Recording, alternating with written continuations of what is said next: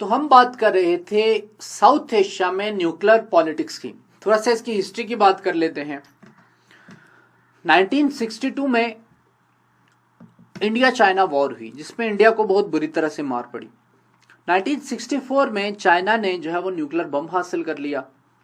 अब ये जो न्यूक्लियर बम हासिल करना था, इंडिया का जो स्ट्रेटेजिक परसेप्शन है वो एमिनेट होता है चाइना को लेकर। इंडिया अपना कंपेटिटर अब पाकिस्तान को नहीं समझता, अब चाइना को समझ रहा है। 1962 के उस वॉर के बाद जब चाइना ने न्यूक्लियर बम हासिल किया तो फौरन इंडिया ने नेहरू के दौर में उन्होंने अपना न्यूक्लियर प्रोग्राम स्टार्ट कर दिया और 1974 तक इंडिया के पास जो है वो न्यूक्लियर बम आ चुका था। उस न्यूक्लियर बम को जो है वो स्माइलिंग बुद्धा का नाम दिया गया। पहले टेस्ट जो किया गया वो पोखरान में किया गया। वेस्ट ने इसको कहा कि ये पीसफुल टेस्ट है। चाइना ने न्यूक्लियर बम 1964 में हासिल किया, उसके कॉन्टेक्स्ट में इन्होंने जो है वो 74 में टेस्ट किया। पाकिस्तान ने उस वक्त जो है वो साउथ एशिया को डी न्यूक्लियराइज करने के लिए ये प्रपोजल्स दिए। पहला कहा कि एक न्यूक्लियर फ्री जोन बना लेते हैं। दूसरा कहा कि joint renunciation of manufacture and acquisition, दोनों मिलकर पाकिस्तान और इंडिया।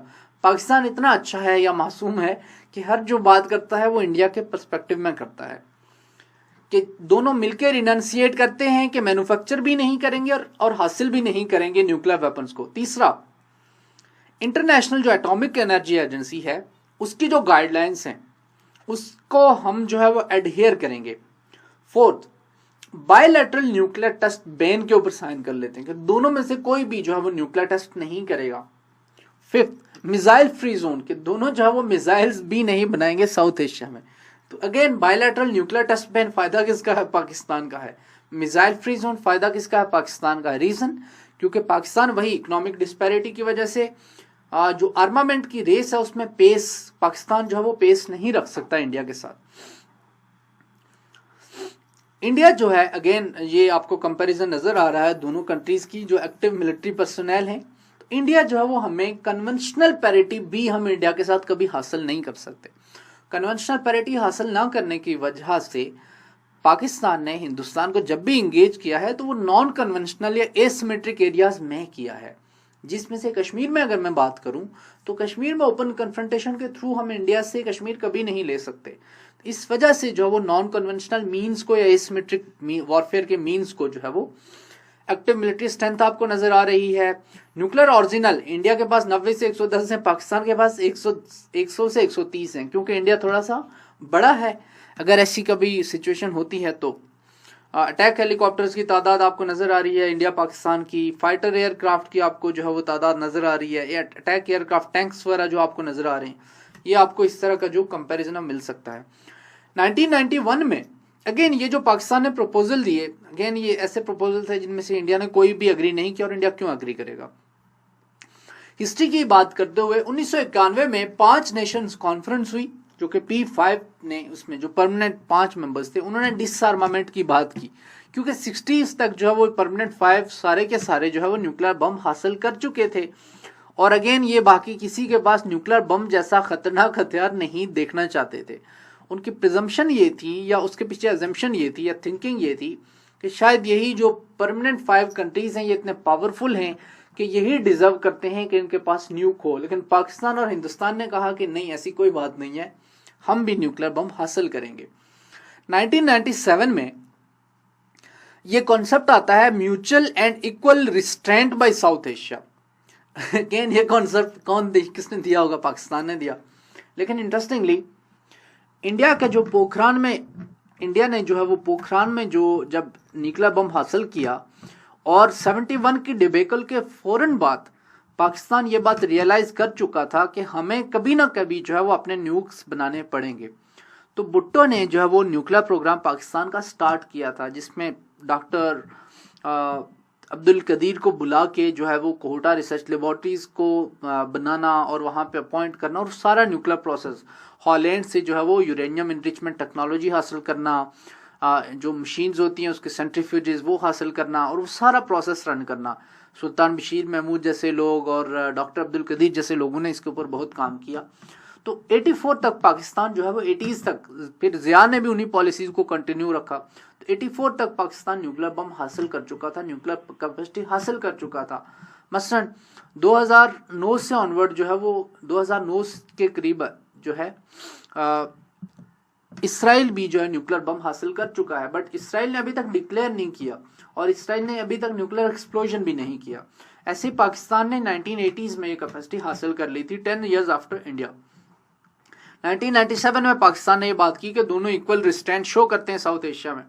इंडियंस ने कहा कि नहीं, ऐसा कोई बात नहीं होगी, जिसकी वजह से 14 मई को 28 मई को जो है वो दोनों कंट्रीज ने टेस्ट किए। 14 मई को इंडिया ने, 28 मई को पाकिस्तान ने। Pakistan established over minimum credible deterrence. तब से जो है ना वो इन दोनों के दरमियान जो डेटरेंस की गेम चल रही है।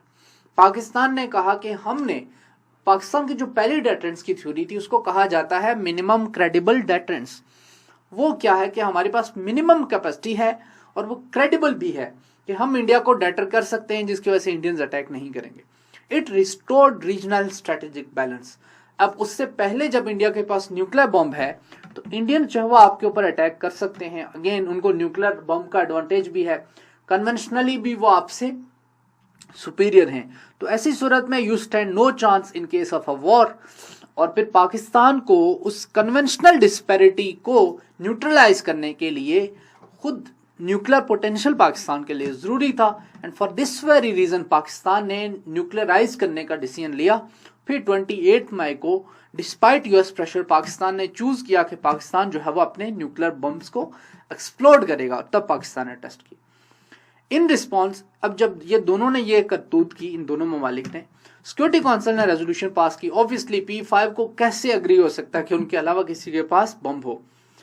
रेजोल्यूशन का नाम था 1172 और ये पास हुई 1998 में। इसमें रिकग्नाइज किया कि इंडिया इनिशिएटर है। म्यूचुअल रोल बैक की बात की गई कि दोनों मिलकर रोल बैक करो, CTPT साइन करो और fissile material cut off treaty sign करो, रिस्टोर करो मिसाइल रिस्ट्रिक्शन प्लेस करो ऑन मिसाइल डिलीवरी सिस्टम्स। क्योंकि अगेन डिलीवरी सिस्टम्स की जो मैंने आपको सारी कहानी बताई थी, जब तक डिलीवरी सिस्टम्स नहीं होंगे तब तक फायदा नहीं है न्यूक्स होने का। और पैरा 5 में किया गया कि डायलॉग रिज्यूम करो ऑन ऑल आउटस्टैंडिंग इश्यूज। और जब ये बात हुई तो पाकिस्तान और इंडिया जो है वो इतने अच्छे हैं। अगेन आपको ये P5 नजर आ रहे हैं, फर्स्ट 5 जिनके पास नंबर ऑफ बम्स भी आपको नजर आ रहे हैं, और फिर ये दो आखिर पे जो है आउटलायर्स यहाँ पे आपको नजर आ रहे हैं, nuclear arsenal of the world as of 2013। अब इसमें जो है वो नॉर्थ कोरिया के पास भी न्यूक्लियर बम है और अभी जो है वो इसराइल के पास भी न्यूक्लियर बम है। यूक्रेन न्यूक्लियर बम हासिल करके अपना प्रोग्राम रोल बैक कर चुका है। साउथ अफ्रीका भी नॉन प्रोलिफरेशन ट्रीटी के बाद अपना न्यूक्लियर प्रोग्राम जो है वो विड्रॉ कर चुका है। ईरान जो है उसने JCPOA के बाद अपना न्यूक्लियर प्रोग्राम विड्रॉ किया है, just for your information. US led negotiation, वही जो बात की गई थी रेजोल्यूशन 1172 में कि नेगोशिएट करें आपस में। यूनाइटेड स्टेट्स ने उसको, इस प्रोसेस को स्टीयर किया। 8 राउंड्स हुए नेगोशिएशन के US की तरफ से। सेक्रेटरी ऑफ स्टेट थे स्टोव टालबोट, शमशाद अहमद पाकिस्तान की तरफ से थे और जसवंत सिंह इंडिया की तरफ से। इसमें जो बात की गई थी, जो ये डायलॉग हुआ, ये स्ट्रेटेजिक लिंकेज के ऊपर और इक्वालिटी ऑफ ट्रीटमेंट की बेस के ऊपर। इक्वालिटी ऑफ ट्रीटमेंट पाकिस्तान का आर्ग्यूमेंट था और अगेन के दोनों के दरमियान स्ट्रेटेजिक कंसर्न्स क्या हैं और ये दोनों क्या जरूरत है इन दोनों को। इंडिया का जो स्ट्रेटेजिक लिंकेज बनता था वो था ग्लोबल स्टेटस का, क्योंकि इंडिया भी 1980 से ऑनवर्ड इकोनॉमिकली प्रोग्रेस कर रहा था और इंडिया का जो स्ट्रेटेजिक परसेप्शन है उसमें चाइना मेन कॉम्पिटिटर है। पाकिस्तान का कॉन्टेक्स्ट बहुत डिफरेंट है। पाकिस्तान खुद को इंडिया से बचाना चाहता है, तो Pakistan was in sake of survival, हमने बचना है। तो वहां पे जो है वो जलाओ गिराओ की डॉक्ट्राइन है, यहाँ पे जो है वो भागो और बचाओ की डॉक्ट्राइन है। इन लाहौर डिक्लेरेशन, उसके बाद लाहौर डिक्लेरेशन आई, दोनों ने एग्री किया कि हम न्यूक्लियर रिस्क रिडक्शन के लिए मेजर्स लेंगे। तो ये जो है वो एक इम्पॉर्टेंट राउंड्स ऑफ नेगोशिएशंस थे जो पाकिस्तान और इंडिया के दरमियान न्यूक्लियर पॉलिटिक्स के सागा में एक इम्पॉर्टेंट इवेंट कहा जा सकता है। अब थोड़ा सा मैं बात करूं कि what is credible minimum doctrine of deterrence of Pakistan और इसका मतलब क्या है। पहली बात, ये बात आप याद रख लें कि ये एक डिफेंसिव डॉक्ट्राइन है, ऑफेंसिव नहीं है। इस ये बेस है कि गुड कमांड और कंट्रोल बेस्ड हो, जो कि IAEA की गाइडलाइंस के मुताबिक, IAEA के सेफ गार्ड्स के मुताबिक पाकिस्तान का न्यूक्लियर प्रोग्राम हो। अगेन, पाकिस्तान की जो तमाम न्यूक्लियर इंस्टॉलेशंस हैं वो IAEA की सेफ गार्ड्स को फॉलो करती हैं और IAEA की सर्टिफाइड हैं। पाकिस्तान में जो स्ट्रेटेजिक प्लान्स डिवीजन है वो इसकी रेलेवेंट बॉडी है। अगेन, एक मिलिट्री के साथ अलाइड इंस्टीट्यूशन है जिसमें आर्मी से ही लोग जो है वो ज़्यादातर ऑपरेट करते हैं, और जो इसकी अथॉरिटी है वो पाकिस्तान न्यूक्लियर रेगुलेटरी अथॉरिटी है, जिसको PNRA कहते हैं। लेकिन बुनियादी तौर पे पाकिस्तान में जो न्यूक्लियर इंस्टॉलेशंस है उसका काम, या पाकिस्तान में कोई न्यूक्लियर पॉलिसी है उसका काम, पाकिस्तान में न्यूक्लियर प्लांट्स के कंट्रोल का काम, ये जो देखते हैं वो नेशनल कमांड अथॉरिटी है, पाकिस्तान न्यूक्लियर रेगुलेटरी अथॉरिटी है, और तीसरा जो है वो स्ट्रेटेजिक प्लान्स डिवीजन है, जो कि स्ट्रेटेजिक प्लान्स बनाता है, न्यूक्लियर पॉलिसी बनाता है, ऑपरेशनल लेवल के जो डिसीजन लेता है। तो ये जो है इसका बुनियादी फ्रेमवर्क है जो आपने ज़हन में रखना है। पाकिस्तान का जो स्ट्रेटेजिक एसेट है, ये बात आपने ज़हन में रखनी कि मिनिमम क्रेडिबल डेटरेंस में कहा गया है कि न्यूक्लियर जो न्यूक्स हैं पाकिस्तान के, वो पाकिस्तान का एक स्ट्रेटेजिक एसेट है। पाकिस्तान की न्यूक्लियर डॉक्ट्रिन क्या है? क्रेडिबल मिनिमम डेटरेंस है। इसमें पाकिस्तान की जो न्यूक्लियर पॉलिसी है उसके मेन पॉइंट्स यहाँ पे इंलिस्ट किए हुए हैं। दूसरा है कि to deter any aggression against sovereignty and integrity of Pakistan, कोई करेगा तो हम न्यूक कर देंगे। थर्ड, रिस्ट्रेंट, हमने रिस्ट्रेंट दिखानी है, हम किसी के ऊपर अटैक नहीं करेंगे। एंड रिस्पॉन्सिबिलिटी, और जैसे P5 क्लेम करते हैं कि हमारे अलावा किसी को नहीं दे दिया जाना चाहिए, वैसे ही हम भी इक्वली रिस्पॉन्सिबल हैं। 4, promotion of confidence building measure for avoidance of nuclear arms race, तो पाकिस्तान जो है स्टेप्स लेगा न्यूक्लियर आर्म रेस को रोकने के लिए। 5, non use against non weapons, जिस स्टेट के पास अपना न्यूक्लियर बम नहीं है पाकिस्तान उसके खिलाफ नहीं यूज करेगा in case of war. Not to be first one to conduct nuclear test, Pakistan कभी पहले टेस्ट नहीं करेगा। Strong commitment to non proliferation, Pakistan जो है वो कमिट करता है कि प्रोलिफरेशन नहीं करेगा। पाकिस्तान ने की या नहीं ये आप ज्यादा बेहतर जानते हैं। Strong commitment to export control, export control भी पाकिस्तान इफेक्टिवली कंट्रोल करेगा, रेगुलेट करेगा, मतलब ताकि प्रोलिफरेशन ना हो सके, न्यूक्लियर टेक्नोलॉजी या जो न्यूक्लियर इक्विपमेंट है वो बाकी ममालिक के पास ना जा सके। एस्टिमेटेड मिसाइल कैपेबिलिटीज पाकिस्तान और इंडिया की आपको नजर आ रही हैं। शाहीन 2, शाहीन 3 की बात कर लें 2000 किलोमीटर, शाहीन 3 2007 किलोमीटर है, और अग्नि 2 आपको यहाँ पे नजर आ रहा है। अब देख लें पाकिस्तान की पास जो रेंज है ये है जी, ये आपको ब्लू में नजर आ रही है, इस पे इंडिया तो सारा ही आ जाता है, और इंडिया का जो है उसमें आप देख लें कि चाइना रशिया तक जा रहा है, तकरीबन सारा central Asia, parts of Africa तक इसमें शामिल है, क्योंकि इंडिया के पास 6000 किलोमीटर की रेंज में जो है वो मिसाइल्स हैं। अब इसमें एक इंटरेस्टिंगली बात आपको बताऊं, जो इन दोनों कंट्रीज के जो मिसाइल डिफेंस सिस्टम इवॉल्व हुए हैं राइट फ्रॉम अर्ली 2000, तब उसके साथ साथ इनकी स्ट्रेटेजिक डॉक्ट्राइन्स भी इवॉल्व हुई हैं। In one of his lectures doctor summer Mubarak month when I was at UIT Lahore, तो वो लेक्चर देने आए, उन्होंने कहा कि शुरू में इंडिया का जो उनके जो न्यूक्लियर एसेट्स थे, उनका जो कमांड और कंट्रोल सेंटर था वो बेस्ड था समवेयर नियर न्यू दिल्ली या पाकिस्तान के साथ ईस्टर्न बॉर्डर के अलोंग कहीं, तो उसका कोई मैक्सिमम डिस्टेंस बनता था यही कोई 400 to 500 किलोमीटर की रेंज में। तो पाकिस्तान ने उसी के हिसाब से अपने मिसाइल्स बनाए हुए थे। तो पाकिस्तान के मिसाइल्स की रेंज को देखते हुए उन्होंने ये किया कि उसको चेन्नई में शिफ्ट कर दिया। चेन्नई का डिस्टेंस पाकिस्तान से 1500 किलोमीटर बनता था, तो हमने नेक्स्ट मिसाइल टेस्ट कर लिया कि जिसकी रेंज जो है वो 2000 किलोमीटर थी। फिर इंडिया ने यह किया कि इंडिया ने अपने जो स्ट्रेटेजिक एसेट्स थे वो यहाँ पे अंडमान और निकोबार आइलैंड्स के ऊपर शिफ्ट कर दिया, कि जो कि पाकिस्तान के उस मिसाइल की रेंज से बाहर थे, जो तकरीबन 2600-2700 किलोमीटर बनते थे। पाकिस्तान ने फिर उस बात को सामने रखते हुए शाहीन 3 बनाया कि जिसके अंदर जो है वो अंडमान और निकोबार के ऊपर जो इंडिया ने स्ट्रेटेजिक उनके कमांड और कंट्रोल सेंटर बेस किए वो भी उसकी रेंज में आ रहे थे। I would take his word for it. Major developments in nuclear politics, India और पाकिस्तान के कॉन्टेक्स्ट में जो है वो कुछ मेजर डेवलपमेंट्स हुई हैं जो कि समझनी बहुत इंपॉर्टेंट है। पहली बात, अब ये जो डेवलपमेंट्स हुई हैं इनमें से हर एक का पाकिस्तान को डिसएडवांटेज है। यूएस और इंडिया की न्यूक्लियर डील हुई। एक इंडिया को स्ट्रेटेजिक एडवांटेज, इंडिया आराम से जो है इस डील के थ्रू यूएसए की न्यूक्लियर टेक्नोलॉजी से, यूएसए की न्यूक्लियर फैसिलिटीज से, यूएसए की जो न्यूक्लियर सेक्टर में रिसर्च है, डेवलपमेंट है, उससे फायदा उठा सकता है। पाकिस्तान नहीं उठा सकता। इंडिया के पास अब इंडिया जो है वो मॉडेस्ट कैपेबिलिटी से बाई एड कैपेबिलिटी से ट्राई एड कैपेबिलिटी की तरफ जा रहा है और हासिल कर चुका है। अब जब ट्राई एड कैपेसिटी आपके पास है तो आपके पास 3 किस्म के डिलीवरी सिस्टम्स हैं जिनको आप इस्तेमाल कर सकते हैं पाकिस्तान के खिलाफ या चाइना के खिलाफ। जबकि कन्वर्सली पाकिस्तान के पास ट्राई एड नहीं है, तो पाकिस्तान को क्या करना चाहिए? क्या पाकिस्तान को ट्राई एड हासिल करना चाहिए? पाकिस्तान को जो थर्ड सिस्टम है डिलीवरी का वो हासिल करना चाहिए, या फिर पाकिस्तान को जो है वो कोई और रिस्पॉन्स उसके ऊपर जाना चाहिए? Nuclear security group, nuclear suppliers group NSG में शमूलियत के लिए इंडिया को कंट्री एग्जेम्पशन दी गई।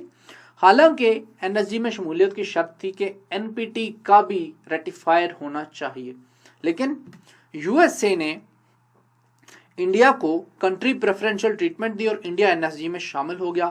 पाकिस्तान का केस फेल हो गया, पाकिस्तान के लिए सेटबैक था ये। इंडिया ने कोल्ड स्टोर डॉक्ट्राइन इवॉल्व की, एक नई डॉक्ट्राइन आई, इसके ऊपर मैं बात करूंगा। और इसकी वजह से पाकिस्तान को जो है वो इमिनेंट थ्रेट पाकिस्तान फील करने लगा, surgical and limited strikes. Shah Mahmood Qureshi ने सेनेट में अपनी स्पीच में अभी रिसेंटली, जब यूएसए के दरमियान और ईरान के दरमियान सुलेमानी की डेथ के बाद हालात खराब हुए, तो सेनेट में अपनी स्पीच में शाह महमूद कुरैशी ने कहा, वार्न किया कि इन case of any miss adventure by India, या फिर इंडिया अगर ऐसा कुछ करता है कि ईस्ट से अटैक करता है, तो जो है इसके रीजनल पीस के लिए बहुत ही खतरनाक नताइज होंगे। ये जो इम्पेशेंट किस्म की प्ली थी, उसके पीछे बुनियादी तौर पे रीजन ये है पाकिस्तान का threat perception. Pakistan eminently threat perceive करता है इंडिया से, और ये सर्जिकल और लिमिटेड स्ट्राइक्स का 2016 और 2019 बालाकोट, फरवरी 2019 और 2016 सितंबर 2016 का जो इंसिडेंट है, इंडिया ने जब सर्जिकल स्ट्राइक्स का ड्रामा रचाया या फॉल्स फ्लैग ऑपरेशन जो भी आप कह लें, इसके बाद से अब अगेन इंडिया ने अपनी डॉक्ट्रिन शिफ्ट कर ली है, मिलिट्री डॉक्ट्रिन विज़ अवे पाकिस्तान। उसका रिस्पॉन्स भी फिर पाकिस्तान को शिफ्ट करना पड़ेगा। अब ये ऐसी खतरनाक डॉक्ट्रिन है कि जो अब फुल स्केल के ऊपर आप यही कोशिश करेंगे हमारी गिवन सिचुएशन में, हमारी इकोनॉमिक सिचुएशन में, कि आप वॉर ना ले जाएं, क्योंकि रिस्पॉन्स लिमिटेड है। लेकिन जब रिस्पॉन्स लिमिटेड होगा सर्जिकल स्ट्राइक का, तो उसके बदले में आपके मुल्क में जो पब्लिक प्रेशर होगा आपकी गवर्नमेंट के ऊपर, तो गवर्नमेंट को उसके साथ रिकनसाइल करना बहुत मुश्किल हो जाता है। फिर इससे मिलिट्री की, आपकी आर्म फोर्सेज के प्रोफेशनलिज्म के ऊपर, उनकी क्रेडिबिलिटी के ऊपर भी क्वेश्चन आ जाता है। तो इस कॉन्टेक्स्ट को ज़हन में रखते हुए हमारी जो लीडरशिप की तरफ से ये बयान आया है, इसको आपने इस तनाजुर में देखना है कि इस वजूहात की वजह से हम इस तरह का कोई भी एक्शन है इंडिया का, उसको कंडेम करते हैं। क्योंकि अगेन इस सूरत में मिसकैलकुलेशन भी हो सकती है, लेकिन किसी भी मिसकैलकुलेशन की सूरत में यूएसए की तरह ऐसा नहीं है कि पाकिस्तान के जो न्यूक्लियर मिसाइल्स हैं वो एक बटन के दबाने के ऊपर लॉन्च हो जाएं। कोल्ड हालत में है, डिसअसेंबल्ड हालत में है, उनको इवन अगर आप लॉन्च करना भी चाहे तो it would take some days. In the spirit of Lahore declaration, Pakistan proposed strategic restraint regime. अब पाकिस्तान ने अपने गुड फेथ में स्ट्रेटेजिक रिस्ट्रेंट रिजीम प्रपोज की। इसमें क्या क्या था कि कॉन्फ्लिक्ट रिजॉल्व किया जाएगा दोनों ममालिक के दरमियान, न्यूक्लियर और मिसाइल रिस्ट्रेंट होगी। थर्ड इसका था कि कन्वेंशनल स्टेबिलिटी और बैलेंस के ऊपर हम जाएंगे। इंडियन रिप्लाई क्या था? इंडिया ने ऑब्वियसली ये जो स्ट्रेटेजिक रिस्ट्रेंट रिजीम, पाकिस्तान हमेशा बात करता है कि हमने इंडिया को स्ट्रेटेजिक रिस्ट्रेंट रिजीम ऑफर की, इंडिया ने कभी अग्री नहीं करना था। वजह क्या थी?